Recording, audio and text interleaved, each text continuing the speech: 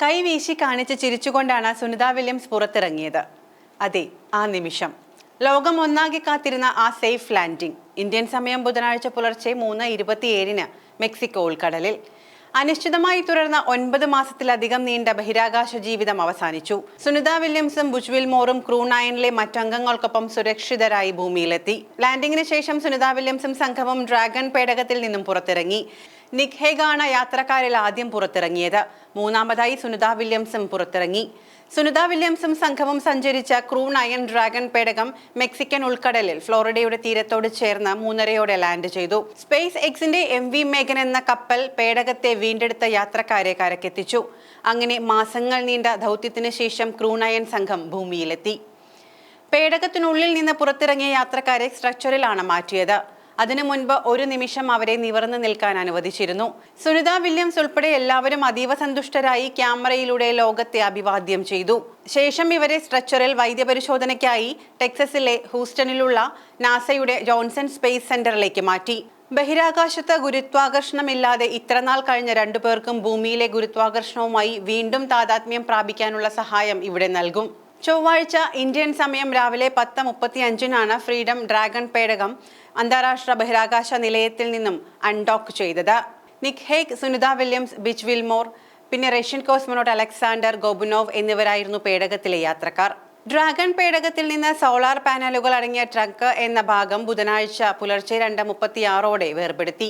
തൊട്ടു പിന്നാലെ 2:41 ഡ്രാഗൺ പേടകം ഭൂമിയിലേക്ക് പ്രവേശിക്കാനായുള്ള അവസാനഘട്ട എഞ്ചിൻ ജ്വലനം നടത്തുകയും ലാൻഡിംഗ് പാത ഉറപ്പിക്കുകയും ചെയ്തു. പൈലറ്റിന്റെയും കമാൻഡറിന്റെയും ഇരിപ്പിടങ്ങളിൽ നിക് ഹേഗും അലക്സാണ്ടർ ഗോബുനോവുമായിരുന്നു. കാരണം സുനിതയും ബുച്ചും ഡ്രാഗൺ പേടകത്തിലെ യാത്രക്കാർ മാത്രമാണ്. സ്റ്റാർലൈനർ പേടകത്തിലാണ് സുനിത വില്യംസും ബുച്ച് വിൽമോറും ബഹിരാകാശത്തേക്ക് പോയത്. ആ പേടകത്തിലാണ് ഇവർക്കിരുവർക്കും പരിശീലനം ലഭിച്ചിട്ടുള്ളതും.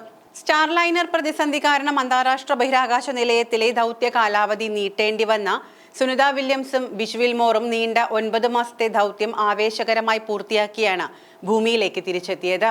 2024 ജൂൺ 5 ബോയിങ്ങിന്റെ സ്റ്റാർലൈനർ പരീക്ഷണ പേടകത്തിൽ സുനിത വില്യംസും ബുച്ച് വിൽമോറും ISSലേക്ക് കുതിച്ചത്. വെറും 8 ദിവസം മാത്രമായിരുന്നു ദൗത്യ കാലയളവ്. എന്നാൽ സാങ്കേതിക തകരാർ കാരണം സ്റ്റാർലൈനറിൽ സുനിതയ്ക്കും വിച്ച്മോറിനും മടങ്ങാനായില്ല.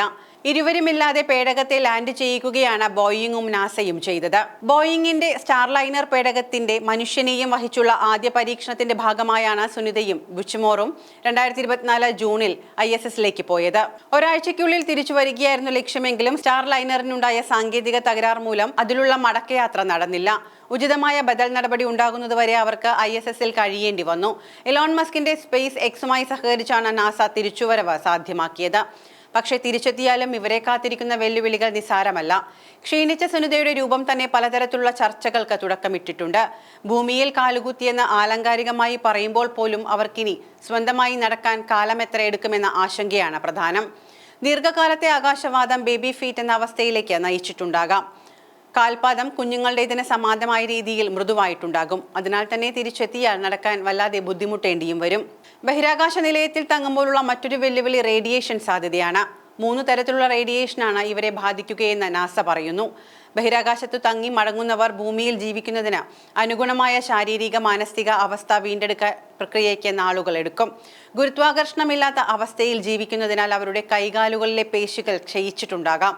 എല്ലുകൾക്ക് ബലക്ഷയം, ഉറക്കമില്ലായ്മ, മൂത്രത്തിൽ കല്ല്, അണുബാധ, മാനസിക സമ്മർദ്ദം, തലകറക്കം, മന്ദത, ശരീരത്തിലെ തുലന നിലയിൽ പ്രശ്നം തുടങ്ങിയ നിരവധി ആരോഗ്യ പ്രശ്നങ്ങളും ഇവരെ അലട്ടും. എന്തുതന്നെയായാലും ഒരു ചരിത്ര നേട്ടവുമായാണ് ഇവർ മടങ്ങിയെത്തിയത്.